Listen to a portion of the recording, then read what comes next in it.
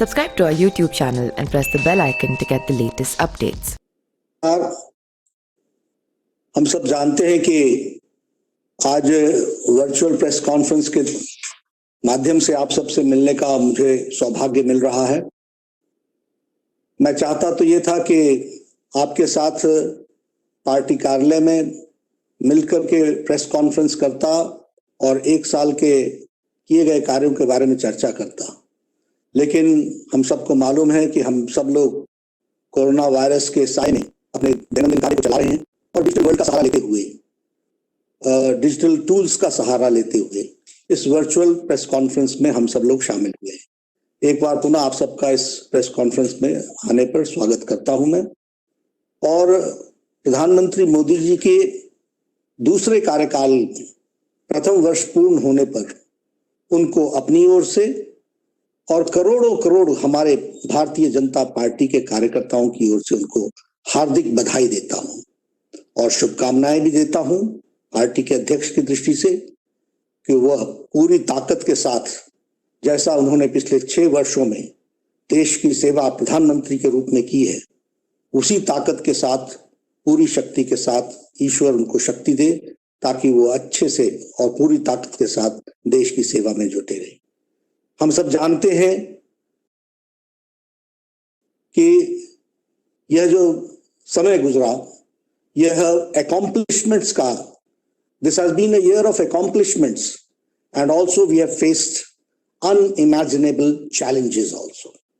और प्रधानमंत्री जी ने बखूबी सारी चीजों को फ्रंट से लीड करके देश को एक दृष्टि दी और देश की सेवा में कोरोना के वायरस के साए को भी ठीक तरीके से संभालने का काम किया है। ये सब हम लोग जानते हैं।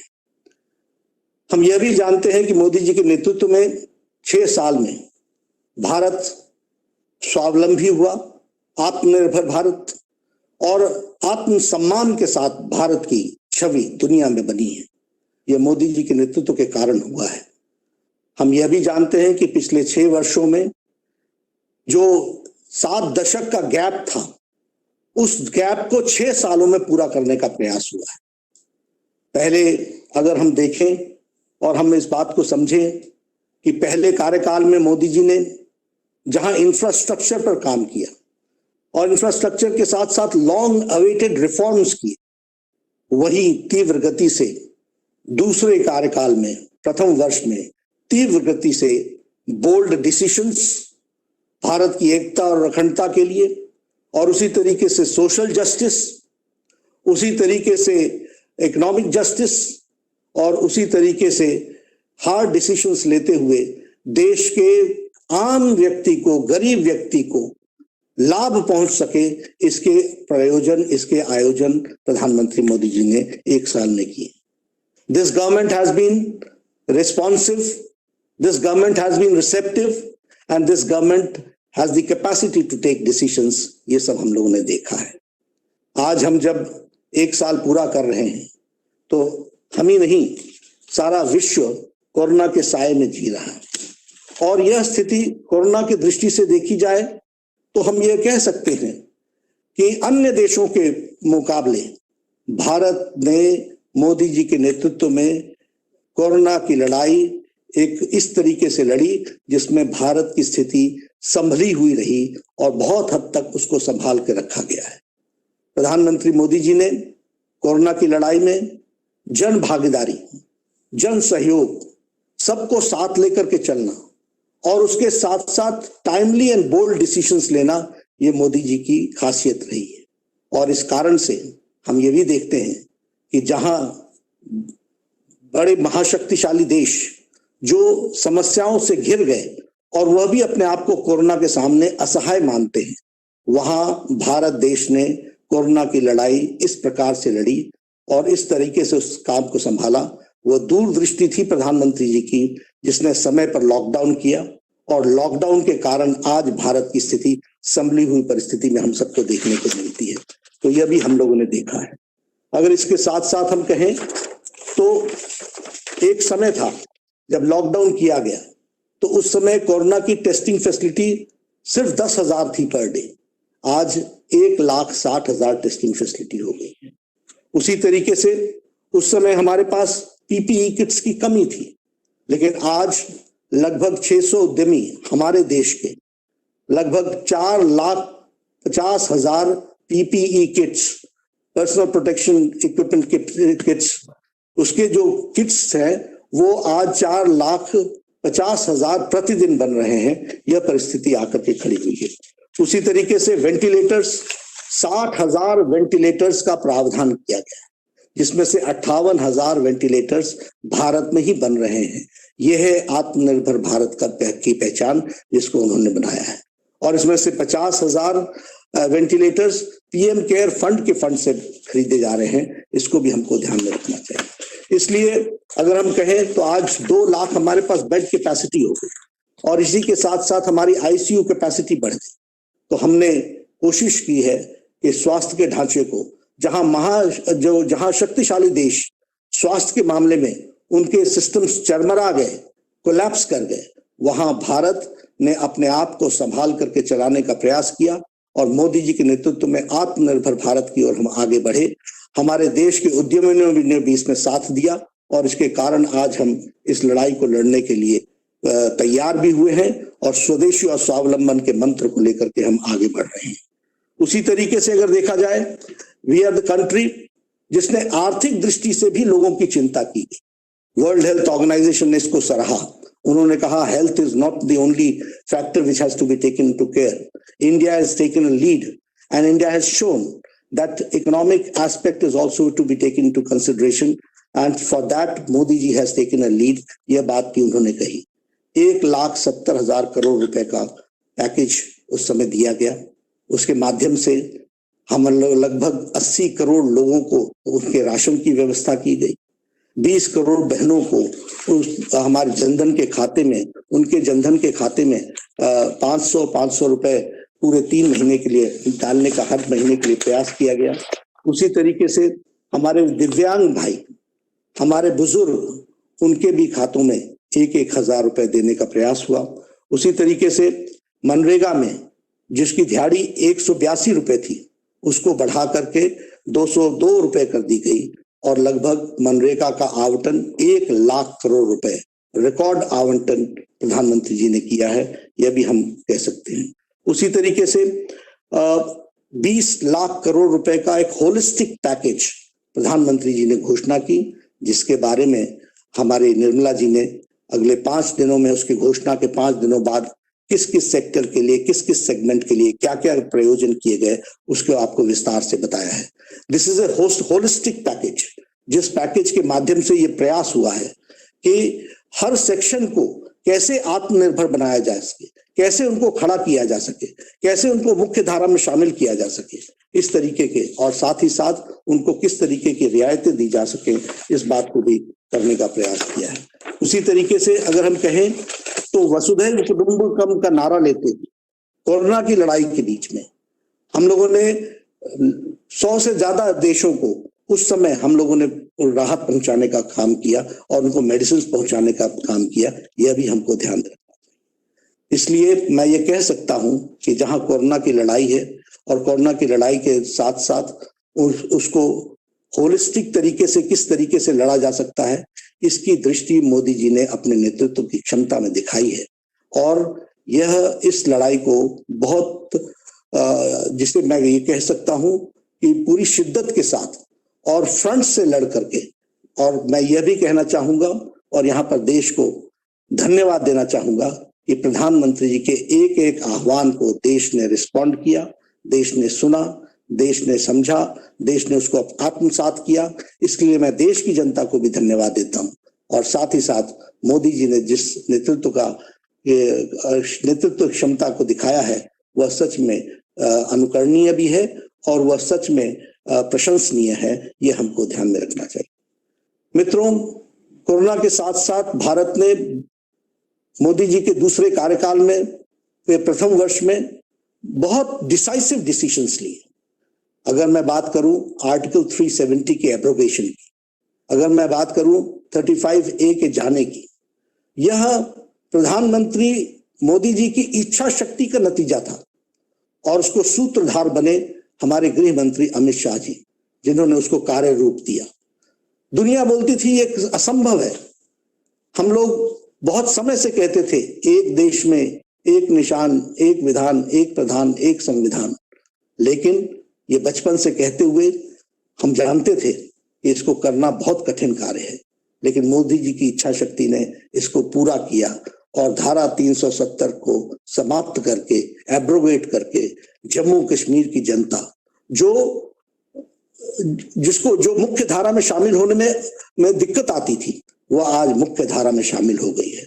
वहां की महिलाओं के जो भारत के कानून नहीं लगते थे और उनको प्रोटेक्शन नहीं मिलती थी, आज उनको वो प्रोटेक्शन मिल रहा है। हमारे दलित भाई जिनके साथ अन्याय हो रहा था, वर्षों से अन्याय हो रहा था, उनको आज न्याय मिल रहा है। हमारे पाकिस्तान से आए हुए हमारे रेफ्यूजी भाई जो जम्मू कश्मीर में बस गए, उनको न्याय नहीं मिल रहा था, उनको आज न्याय मिल रहा है। उसी तरीके से हमारे प्रॉपर्टी राइट्स जो महिलाओं की थी, वह उनको नहीं मिलती थी, वह आज उनको मिल रही है। इस तरीके से जम्मू कश्मीर, लद्दाख का इलाका वो हमेशा इग्नोर्ड था, वो आज मुख्य धारा में शामिल होकर के अपने विकास की प्रगति के पथ पर चल पड़ा है। इसलिए धारा 370 ये देश की एकता और अखंडता का बहुत महत्वपूर्ण फैसला था जिसको मोदी जी ने लिया है। अगर हम उसके साथ साथ बात करें तो हमारे CAA का, सिटीजन्स अमेंडमेंट एक्ट, वर्षों से बात चली आ रही थी कि हमारे अफगानिस्तान से, हमारे बांग्लादेश से, हमारे पाकिस्तान से जो बेचारे आए हैं, रिलीजियसली परसिक्यूटेड हैं, उनको यहाँ पर भारत में स्थान मिलना चाहिए, लेकिन ये काम नहीं हो पा रहा था। प्रधानमंत्री मोदी जी ने फैसला लिया और इस फैसले के कारण आज CAA, सिटीजन्स अमेंडमेंट एक्ट लागू हुआ और उनको मुख्य धारा में शामिल होने का मौका मिला, उनको सिटीजनशिप राइट्स मिले, ये हम ध्यान में है। हमारी मुस्लिम बहनें, हमारी माताएं जो 3 तलाक के कारण बहुत तकलीफ में थी, दिक्कत में थी, उनकी चिंता प्रधानमंत्री जी ने की और जो ट्रिपल तलाक था उसको जो एक कुरीति थी उसको समाप्त करने का काम प्रधानमंत्री मोदी जी ने किया है। उसी तरीके से टेररिज्म से लड़ने के लिए देश में UAPA, unlawful activities prevention act के तहत टेररिस्ट को टेररिस्ट घोषित करना, उसके खिलाफ एक्शन लेना, यह काम भी प्रधानमंत्री जी ने बखूबी कानून में परिवर्तन ला करके किया। NIA की इन्वेस्टिगेशन एजेंसी की दायरे को बढ़ाया और उस दायरे को बढ़ाने के साथ साथ विदेशों में भी अगर ऐसी एक्टिविटी होती है तो उनको भारत के कानून के दायरे में ला करके उनके खिलाफ एक्शन हो, इस बात का भी प्रयास हुआ है। उसी तरीके से एक बहुत जिसको कहते हैं बोल्ड डिसीजन पॉक्सो का लिया गया, protection of children from sexual offence, उसमें डेथ पेनल्टी का काम किया गया, तय किया गया कि यदि कोई बच्चे के साथ दुष्कर्म करता है तो उसको डेथ पेनल्टी होगी। इस तरीके का कार्य को आगे बढ़ाया गया। यही नहीं, अगर हम बात करें इस छोटे से 1 साल के अंदर FDI के, सिविल एविएशन में FDI को परमिशन दी गई ताकि सिविल एविएशन की इंडस्ट्री आगे बढ़े और इस तरीके से देश की इकोनॉमी को गति मिले। हम लोगों ने, मोदी जी ने कॉर्पोरेट टैक्स को रिड्यूस किया। इस कॉर्पोरेट टैक्स के रिडक्शन के कारण बहुत नीचे तक मार्केट में पैसा का सर्कुलेशन के माध्यम को आगे बढ़ाने का काम किया। उसी तरीके से बैंक्स मजबूती से आगे खड़े होकर के लोगों की सेवा में जुटे, इसलिए बैंक्स का मर्जर करके बैंक्स को मजबूत बनाया, उनकी लेंडिंग कैपेसिटी को मजबूत बनाया, NPO को कम किया और लेंडिंग कैपेसिटी को आगे बढ़ाने का काम किया। अभी कोरोना के साए में ही NBFC लोन्स पर जो मॉरिटोरियम लगाया, उससे भी लोगों को राहत मिली है। उसी तरीके से कंपनीज एक्ट में परिवर्तन किया गया।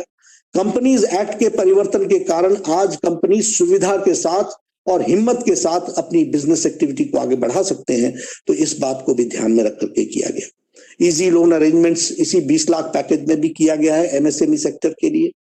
और हम जानते हैं कि त्रिपुरा में ब्रू रियांग की समस्या बहुत लंबे समय से चल रही थी, लेकिन उस समस्या का कोई समाधान नहीं हो पा रहा था। हमारे गृह मंत्री जी ने मोदी जी के नेतृत्व में एक बहुत बड़ा फैसला लिया और जिसको कहते हैं सबका साथ, सबका विकास, सबका विश्वास। ये ब्रू रियांग बहुत छोटी जनसंख्या वाले लोग थे, लेकिन इनके लिए भी व्यवस्था की गई और इनकी भी समस्या का सुझाव किया गया। ये हम आपके सामने शेयर करना चाहते हैं। उसी तरीके से बोडोलैंड की समस्या लंबे समय से चल रही थी, उसका भी समाधान किया गया। हमारे जो regional cooperation of economic partnership का आरसेप का विषय था, यह किसानों के खिलाफ था, ये उद्यमियों के खिलाफ था, ये मध्यम उद्यमियों के खिलाफ था। प्रधानमंत्री जी ने स्टैंड लेकर के आरसेप से अपने आप को अलग किया और यह देश के हित में फैसला इतना बड़ा लिया, वो हम सब जानते हैं और उसके लिए भी मैं उनको बधाई देता हूं। मित्रों, इस छोटे से काल में ऐसे छोटे बड़े बहुत से फैसले लिए गए, जिन फैसलों के कारण आज भारत देश एक मजबूत राष्ट्र के रूप में मोदी जी के नेतृत्व में आगे बढ़ रहा है, तीव्र गति से आगे चल रहा है, पूरी ताकत के साथ आगे बढ़ रहा है और भारतीय जनता पार्टी भी इसमें पीछे नहीं है। मैं एक बात निश्चित रूप से यहां यह भी बताना चाहता हूं कि हमारे जीवन में एक सपना रहा और ये दशकों का नहीं, सदियों का था, ये शतकों का सपना था कि रामलला का मंदिर, भव्य मंदिर वहां पर बने।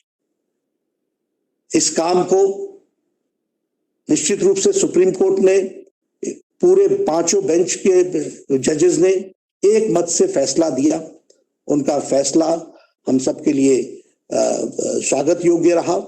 लेकिन यह भी मैं बताना चाहूंगा कि यह फैसला हुआ, इस फैसले को न आने में कांग्रेस ने लगातार लंबे समय तक अड़ंगा लगाया, लेकिन यह फैसला हुआ।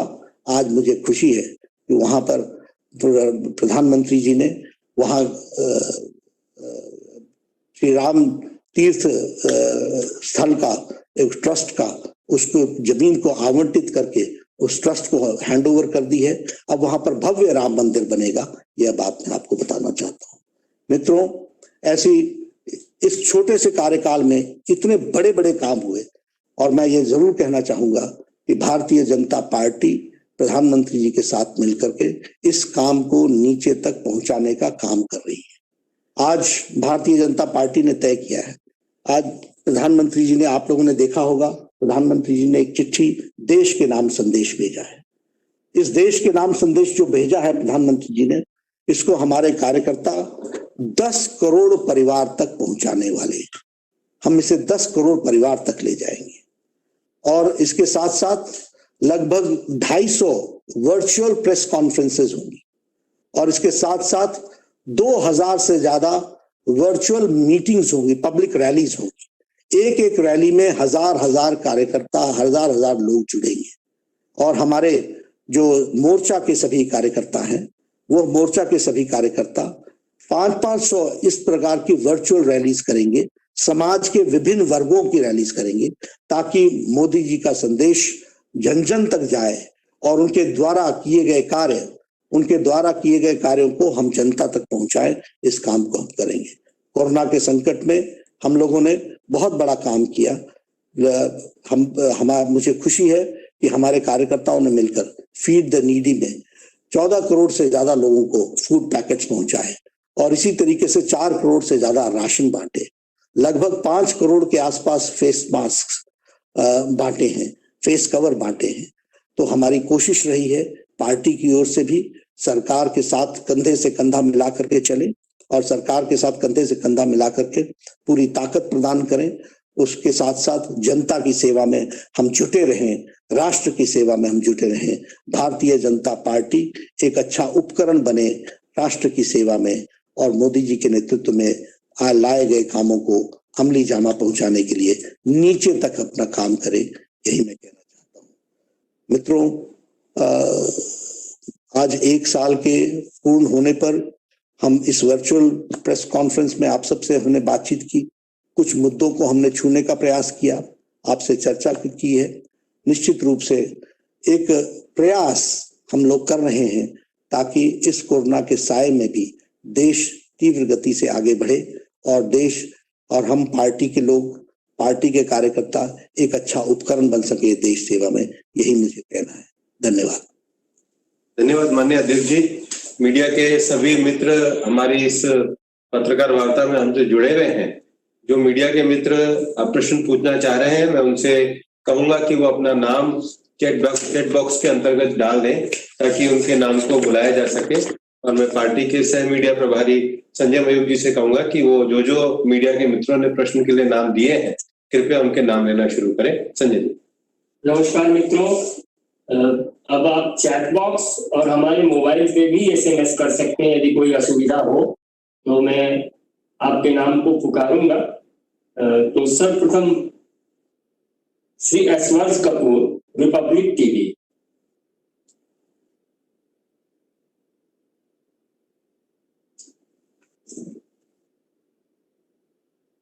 श्री विकास भदौरिया, ABP।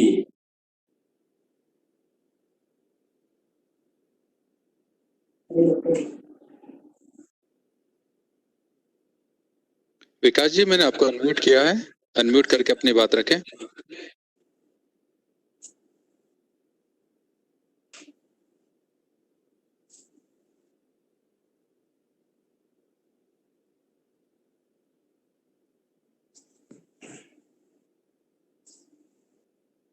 बोलिए विकास जी, मैंने आपको, हाँ बोलिए, अभी आपकी आवाज आएगी।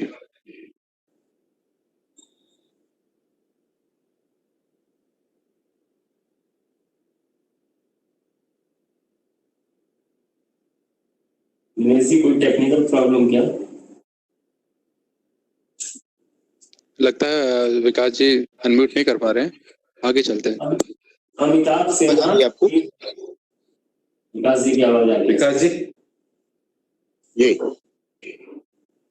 पूछिए अपना सवाल। विकास भदौरिया।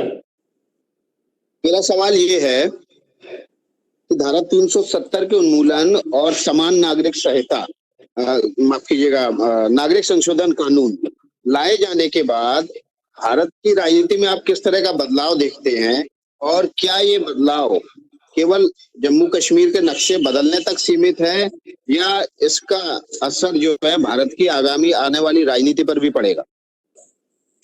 देखिए, सबसे पहली बात तो ये है कि मैंने जैसा बताया कि जम्मू कश्मीर के लोगों की मेन स्ट्रीमिंग हुई है। लगभग 100 से ऐसे कानून थे जो भारत के पार्लियामेंट ने पारित किए थे और वो जम्मू कश्मीर की धरती पर नहीं लग रहे थे। आज वहां पर पंचायत का सीधा पैसा, अब पंचायत में सीधे भारत सरकार का सीधा पैसा पंचायत में जा रहा है।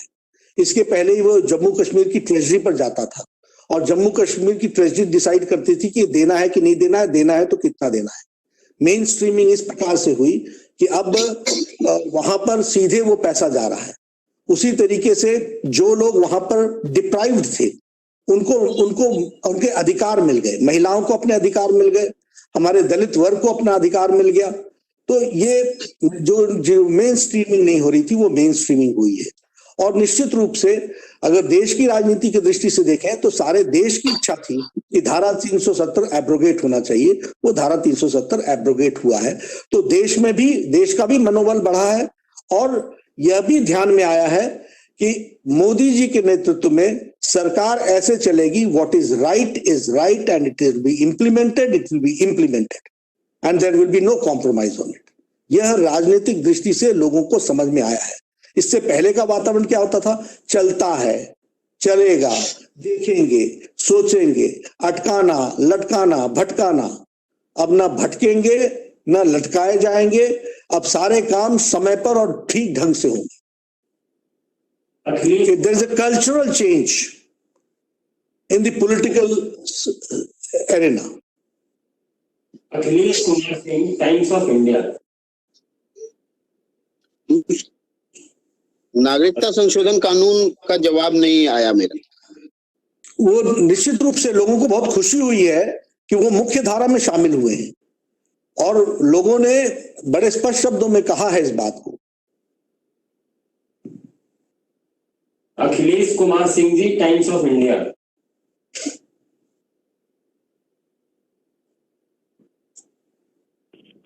सर नमस्कार। नमस्कार अखिलेश जी। सर, ये जिस तरह की राजनीतिक पॉलिटिकल एलिगेशंस और काउंटर एलिगेशंस हुए हैं कोविड-19 के क्राइसिस में भी, एक तो ये सवाल है कि इस पर आपका क्या कहना है, और दूसरा बिहार चुनाव में किस तरह से आपका कैंपेन होगा और क्या अलायंस पार्टनर्स वगैरह से आपकी इस पर कोई चर्चा हुई है अभी तक? Thank you sir. देखिए, जहां तक भारतीय जनता पार्टी का सवाल है, हम लोगों ने कोरोना क्राइसिस में कभी भी राजनीतिकरण नहीं किया। हाँ, ये जरूर है कि कांग्रेस पार्टी का व्यवहार, आचार वह जिम्मेदाराना नहीं रहा है। जिस जिम्मेवारी के साथ उनको रखना चाहिए था वो उन्होंने नहीं बर्ताव किया। इस कारण से एलिगेशंस, काउंटर एलिगेशंस ये जरूर लगे, लेकिन ये दुर्भाग्यपूर्ण है। और भारतीय जनता पार्टी सेवा में विश्वास करती है। इस कोरोना क्राइसिस में हम क्या बेस्ट कर सकते हैं, ये हमने करने का प्रयास किया है। हमारे मजदूर भाई तकलीफ में रहे, हम जानते हैं बहुत तकलीफ में रहे, लेकिन भारतीय जनता पार्टी का एक एक कार्यकर्ता सड़क पर उतर करके उनकी सेवा के लिए उतरा है। हमने वहां राजनीति नहीं की और हमने इसको बखान भी नहीं किया, हमने इसकी चर्चा नहीं की। आपने पूछा इसलिए मैं बता रहा हूं आपको। लेकिन हम लोगों ने उनको वो सुरक्षित अपने घर पहुंच सके। बेचारा घर के लिए निकल गया, वो किन परिस्थितियों में निकला है, उसको हम लोगों ने किस तरीके से ठहरने का इंतजाम से लेकर के, भोजन के इंतजाम से लेकर के, जो हमारी ताकत थी वो हमने लगाई है। लेकिन अब ऐसा मैं कहना नहीं चाहता, लेकिन निश्चित रूप से वीडियो कॉन्फ्रेंसिंग करके इश्यूज को खड़ा करना और इश्यूज को भी कंफ्यूज्ड हालत में खड़ा करना, ये जिन्होंने किया है देश ने देखा है और देश सारी चीजों को देख रहा है। रविंद्र सिंह, जी न्यूज। रविंद्र जी।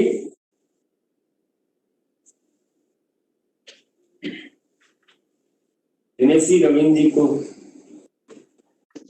सर एक सेकंड, रविंद्र रख जी हैं? नहीं, रविंद्र सिंह जी न्यूज से है, रविंद्र सिंह। अगला अमित कुमार, न्यूज 24 से। सर जी न्यूज से लेते हैं पहले रविंद्र जी को।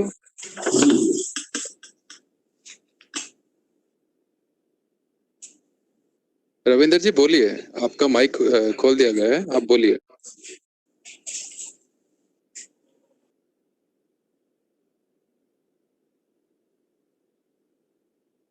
आगे चलते हैं सर। अमित कुमार, न्यूज 24।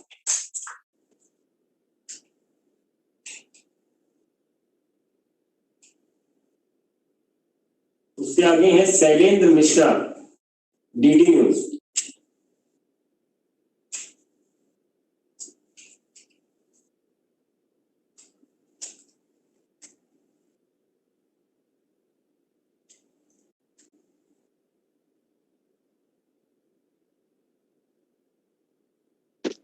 शैलेंद्र जी बोलिए। हाँ, मेरा सवाल सर ये है, ऑडियो आ रहा है? हेलो, थोड़ी आवाज बढ़ा दीजिए सर। मेरा जोर से सवाल बोलिए शैलेंद्र। सर मेरा सवाल ये है कि जितने बोल्ड फैसले देखने को मिले इस एक साल में, तो क्या ये उम्मीद किए जाए कि आगे भी जो बीजेपी की विचारधारा से जुड़े जो फैसले रहे हैं वो फैसले देखने को मिलेंगे? इस तरह से जो 5 साल रहा है और ये एक साल जो दूसरे कार्यकाल का रहा है, उसे आप अलग मानते हैं? ये शैलेंद्र जी प्रश्न थोड़ा सा रिपीट करें और जरा जोर से बोले। सर मेरा सवाल ये है कि 5 साल का जो पहला कार्यकाल रहा और ये जो 1 साल का कार्यकाल अभी पूरा हुआ है, इसको किस तरह से अलग देखते हैं? और जिस तरह से जो बोल्ड फैसले हुए जिसका आपने जिक्र किया, तो क्या यह माने कि बीजेपी की विचारधारा से जुड़े जो तमाम अन्य बहुत बोल्ड मुद्दे हैं उन पर भी सरकार आगे बढ़ेगी, उन पर भी आगे बढ़ने की संभावना है, खासतौर पर अगर समान नागरिक संहिता जैसे मुद्दों की बात करें तो? देखिए, जहां तक 2014 की बात हम करें तो मोदी जी ने जब देश की भागदौड़ संभाली तो उस समय स्थिति जिसको बोलते हैं कि सारे सिस्टम्स एक तरीके से पैरालाइज थे और पैरालाइज के साथ साथ जड़ मूल से एकदम जिसको बोलते हैं कि स्टैंड स्टिल पर आ गए थे। मोदी जी ने हर विषय को एक मोमेंटम दिया, एक तेजी लाई और उसके साथ साथ पॉलिटिकल कल्चर ऑफ गवर्नेंस इसको भी चेंज किया। कैसे पॉलिटिकल डिसीजंस के माध्यम से गवर्नेंस को काम करने लायक बनाते हैं और काम लिया जाता है और काम को आगे बढ़ाया जाता है, मंजिल तक पहुंचाया जाता है, इस काम को किया।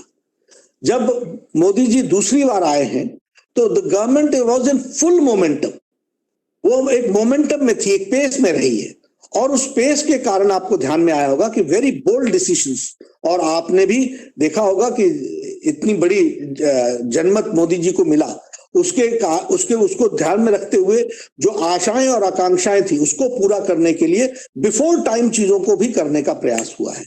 तो यह बोल्ड डिसीजंस में हम मोदी 2 में जब हम गए हैं, जब हम दूसरे कार्यकाल में गए हैं, तो सरकार और पार्टी पूरी ताकत के साथ एक मोमेंटम में रही है, और उस मोमेंटम के कारण डिसीजंस को और फैसले हुए हैं। जहां तक आइडियोलॉजिकल प्रश्न के अन्य मुद्दे हैं, निश्चित रूप से पार्टी और सरकार जो है वो समय समय पर सारी चीजों की चिंता करेगी। जो मैनिफेस्टो में हम लोगों ने कहा है, जो हम लोगों ने अपने विजन डॉक्यूमेंट में भी कहा है, उसको पूरा करने के लिए हम अग्रसर होंगे। प्रवीण जी का मैसेज आ रहा है बार बार, वो अनम्यूट करिए उनको, वो सवाल पूछना चाहते हैं। रविंद्र सिंह, जी न्यूज। सर, जी न्यूज से एक अकाउंट लॉगिन है, मैंने उनको अनम्यूट कर रखा है, और अमित जी को भी मैंने अनम्यूट कर रखा है। आप दोनों में से जो भी अपना सवाल पहले पूछना चाहें अपनी बात रख सकते हैं।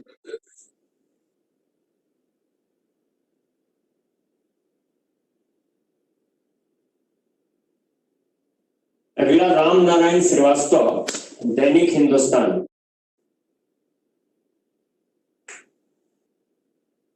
हेलो हेलो हेलो, हाँ, आवाज आ रही है? हाँ, बोल रहा हूँ। हाँ जी, हाँ, ये नड्डा जी, मेरा सवाल ये है कि प्रधानमंत्री मोदी जी ने जो चिट्ठी लिखी है उसमें उन्होंने कहा है कि जो 2019 में 14 में सरकार बनी थी, एक उम्मीद के साथ बनी थी, अब जो है वो सपने साकार करने के लिए है। तो जो लेकिन कोविड की वजह से जो लोगों में एक परेशानी हुई, क्या आपको लगता है कि ये सपना जो था उसको पूरा करने में कहीं मुश्किल आएगी, या फिर उस ऐसे समय में जब लोग निराश हैं उनके सपने को पूरा करने के लिए सरकार कैसे आगे बढ़ेगी ताकि लोगों का सपना पूरा हो सके? साथ ही साथ एक छोटा सवाल ये भी है कि आपने खुद भी 200 से ज्यादा वीडियो कॉन्फ्रेंसिंग की, लोगों को इस कोविड के समय में अपने कार्यकर्ताओं को आगे बढ़ाया, तो लेकिन लड़ाई बहुत लंबी है। तो आने वाले समय में पार्टी किस तरह से आगे बढ़ेगी ताकि लोगों की मदद भी हो सके, लोगों को मोटिवेट भी किया जा सके? देखिए, सबसे पहली बात तो ये है कि अब कोरोना का जो संकट और संक्रमण रहा है, ये अनइमेजिनेबल रहा है।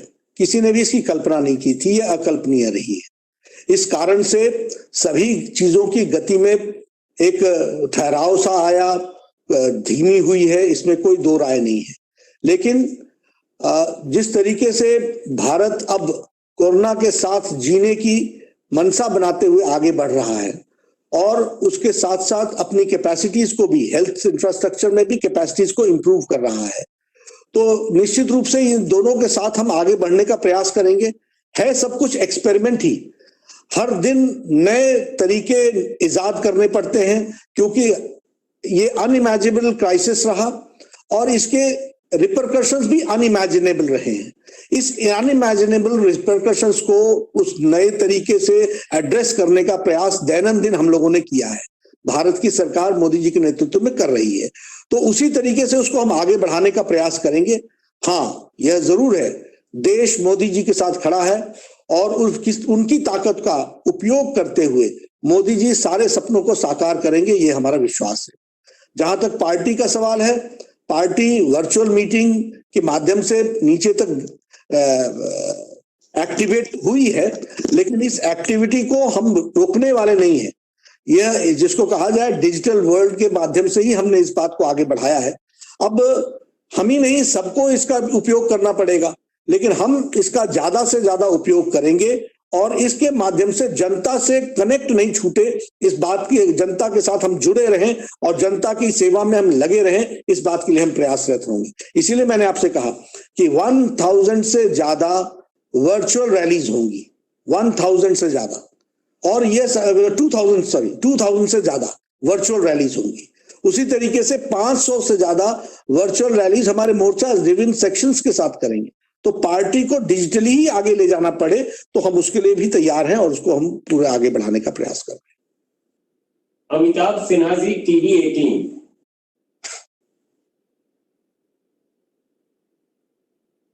राम नारायण श्रीवास्तव जी। अमिताभ जी, आप अपनी बात रखिए।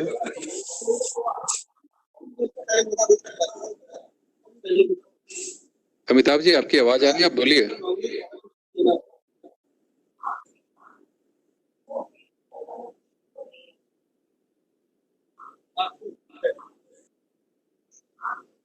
संजय जी, आपने जी से किन का नाम लिया था? रविंद्र सिंह। वो लगातार मुझे मैसेज भेज रहे हैं कि मुझे अनम्यूट नहीं किया गया। सर, क्योंकि इनके नाम से तो वो लॉगिन नहीं है, वो किसी दूसरे नाम से लॉगिन हो। आप अगला बताइए सर। अमिताभ जी, उनको हमारी आवाज जा रही है, बट वो अपनी बात रख नहीं पा रहे हैं, उनका माइक भी चालू है। राम नारायण श्रीवास्तव जी, हिंदुस्तान।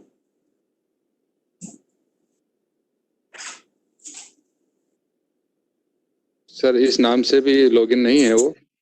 रितेश जी, इनके सामने पार्टिसिपेंट की लिस्ट खोल दीजिए एक बार। तो सर, इसमें देखो राम के नाम से नहीं है सर, राम नारायण।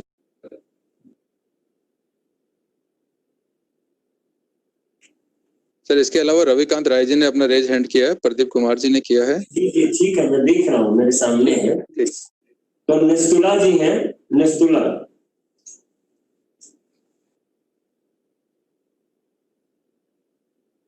अनम्यूट किया है सर मैंने उनको। मेरी आवाज आ रही है नड्डा जी आपको? हाँ निस्तुला जी बोलिए। First of all, congratulations on the first anniversary. Thank you, thank you. My question is with regard to the challenges before the Modi government for the rest of its tenure. ये बात सही है कि बड़े बोल्ड डिसीजंस पॉलिटिकल और social front पे लिए गए थे पिछले एक साल के अंदर, पर अभी जो चैलेंज है, स्पेशली कोविड-19 का जो असर पड़ा है, वो इकोनॉमी पे बहुत भारी पड़ा है और बहुत पेन, इकोनॉमिक पेन जो है वो हिंदुस्तान को अब झेलना पड़ेगा, बाकी दुनिया को भी झेलना पड़ेगा। ये जो आत्मनिर्भरता का फिलॉसफी जो प्राइम मिनिस्टर ने अपने एड्रेस टू द नेशन और बार-बार रिटरेट के अपनी चिट्ठी में भी किया है, उसमें एक सेपरेशन डालना चाह रहे हैं कि ये कोई पुराने लाइसेंस कोटा राज टाइप का आत्मनिर्भरता नहीं होगा जो इंदिरा गांधी के समय में। इस पर कोई आप प्रकाश डाल सकते हैं कि ये किस तरह की आत्मनिर्भरता रहेगी? अगर आप लाइसेंस कोटा राज है उस तरह के अपने बॉर्डर्स को आप सिमटाना नहीं चाहते, मर्केंटाइल बॉर्डर्स को या ट्रेड बॉर्डर्स को, तो क्या करना चाहते हैं इसमें? देखिए निस्तुला जी, सबसे पहली बात तो ये है कि वैसे निर्मला जी ने बड़े डिटेल में सारी बात को अपने 20 लाख करोड़ के पैकेज के बारे में जब चर्चा की थी तो उसको बताया था, लेकिन मैं आपको एश्योर करना चाहता हूं कि आत्मनिर्भर भारत का कहने का मतलब ये है कि भारत के उद्यमियों को प्रोत्साहित करते हुए हम आत्मनिर्भर बने, इस बात को हम प्रयासरत रहे, लेकिन हमारी कोई नेगेटिविटी लेकर के चलने का उद्देश्य नहीं है। वी डोंट, और हम कोई गोइंग बैक करने के पीछे हटने का विषय नहीं है, कोई लाइसेंस कोटा राज लाने का विषय नहीं है। हमारे लोगों को प्रोत्साहन मिले इसकी चिंता करने की जरूरत है और वह चिंता करते हुए हम आत्मनिर्भरता की ओर बढ़ेंगे। But our approach will be progressive, not regressive. We will be having progressive thinking and उसी को हम आगे बढ़ाएंगे। जी, पौलमी शाह, इंडिया टुडे। पौलमी शाह।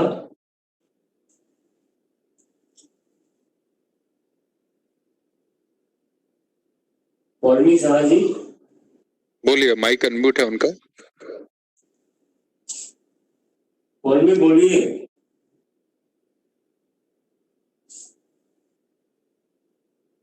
रामनारायण जी।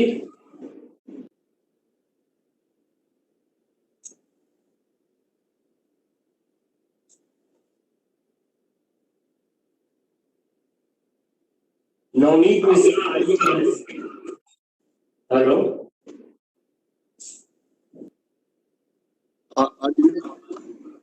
ये आवाज आ रही है मेरी? हाँ हाँ बोलिए। आ रही आवाज जी। जिस तरीके से सरकार ने पिछले एक वर्ष में प्रदर्शन किया है और कई ऐतिहासिक और बड़े फैसले लिए हैं, क्या आपको लगता है कि 2024 का रास्ता भी आसान हो गया है, सरकार हैट्रिक मारेगी? देखिए, हम लोग सरकार में काम इसलिए नहीं करते हैं कि हम सरकार में वापस आने का दृष्टि को सामने रख करके, हम देश सेवा लेकर के काम करते हैं, राष्ट्र सेवा लेकर के काम करते हैं। और आज मोदी जी ने दिन रात 24 घंटे काम करके राष्ट्र की सेवा में समर्पित रहे हैं। और इसी बात को लेकर के हम पार्टी में भी कार्यकर्ताओं को इसी तरीके के संस्कार देने का काम करते हैं कि हम सब लोग राष्ट्र की सेवा में लगे रहें। राजनीति चुनाव के समय की जाती है, हर समय राजनीति करने का उद्देश्य नहीं है, हर समय लोगों की सेवा करने का उद्देश्य है। पौर्णी जी हैं, दिनेश जी लाइन पे?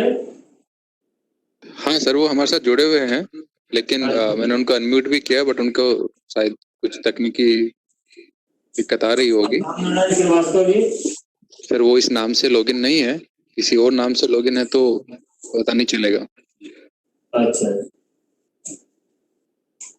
विकास चंद्रा।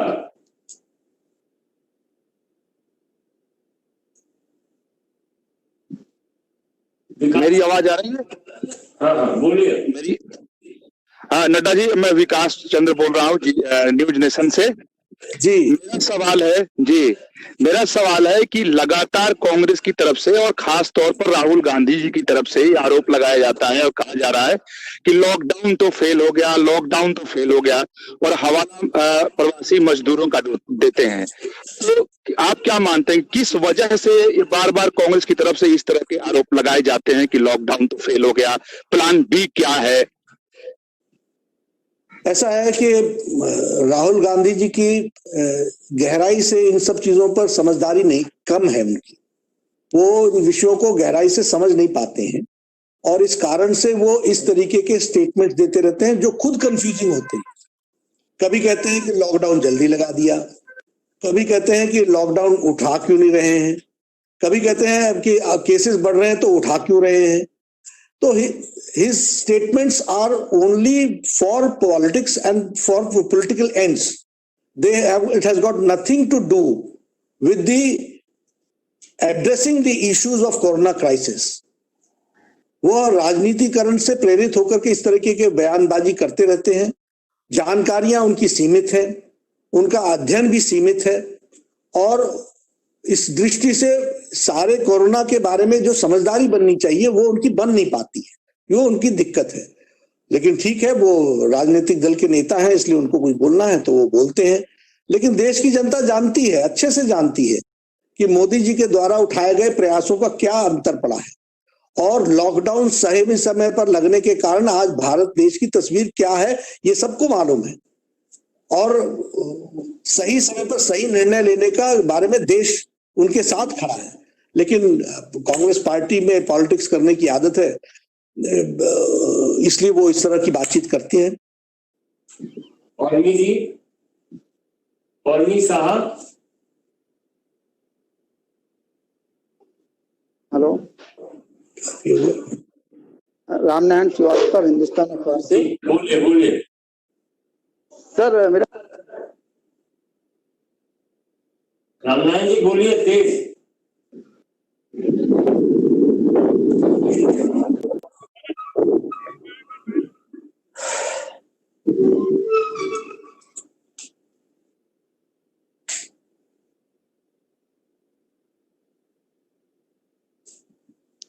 रामनारायण जी बोलिए।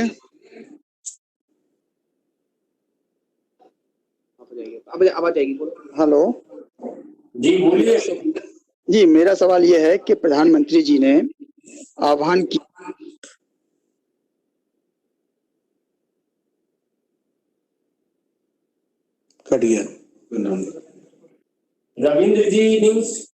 Ravindra Singh ji news, पौर्णी Shah India today.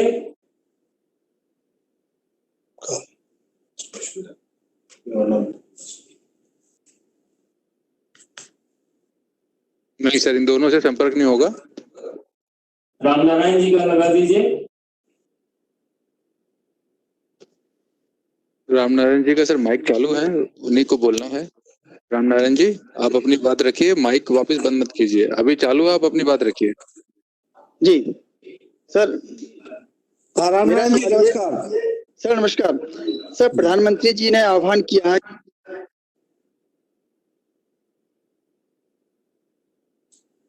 आवाज कट गई भाई, आवाज नहीं आ रही है।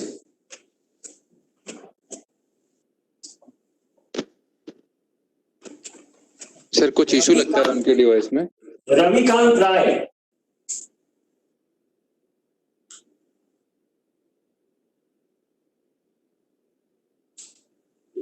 नड्डा जी नमस्कार, रविकांत बोल रहा हूँ न्यूज नेशन से। मेरी आवाज मिल रही है आपको? जी मिल रही है, बोलिए रविकांत जी। नड्डा जी मेरा सवाल ये है कि कोविड की वजह से जिस तरीके से पूरी दुनिया में बदलाव हो रहा है, रहन सहन और जीने का तरीका बदल रहा है, वैसे में भारतीय जनता पार्टी के राष्ट्रीय अध्यक्ष के रूप में आप क्या बता पाएंगे कि इसका राजनीति में क्या असर पड़ेगा? किस तरीके के बदलाव आने वाले दिनों में राजनीति में आप देखते हैं कोरोना की वजह से? देखिए निश्चित रूप से अगर राजनीतिक दृष्टि से आप कहेंगे इलेक्शन कैंपेन में, तो कैंपेन में तो असर बहुत पड़ेगा इसका, क्योंकि जो एक जीवन शैली है वह बहुत ही रिस्ट्रिक्टेड वातावरण में ही कैंपेनिंग करने का मौका मिलता है। पार्टी की गतिविधियों को तो नीचे तक चलाने की व्यवस्था होती है, हो गई है, उसको तो करेंगे, लेकिन कैंपेनिंग पार्ट में निश्चित रूप से दिक्कतें आएंगी, और वो हम ही को नहीं आएंगी, सबको आएंगी। हमको उसको उसी तरीके से देखना पड़ेगा। लेकिन हाँ, इसके कारण हमें सोशल डिस्टेंसिंग, मास्क न लगाना, ऐसा नहीं करना है। हम आपसे भी निवेदन करेंगे सब लोग स्वस्थ रहें और जागृत रहें, सजग रहें, इसकी आवश्यकता है। धन्यवाद मित्रों। माननीय राष्ट्रीय अध्यक्ष जी ने इस पत्रकार वार्ता को संबोधित किया। आज शाम को 4 बजे वो पार्टी के सभी कार्यकर्ताओं को फेसबुक लाइव के माध्यम से भी पूरे देश के कार्यकर्ताओं को संबोधित करने वाले हैं, और पार्टी का आने वाले 1 महीने तक जो अभियान चलेगा उसका भी शुभारंभ करने वाले हैं। आप सभी इस पत्रकार वार्ता में आए, आप सबका बहुत बहुत धन्यवाद। नमस्कार। नमस्कार।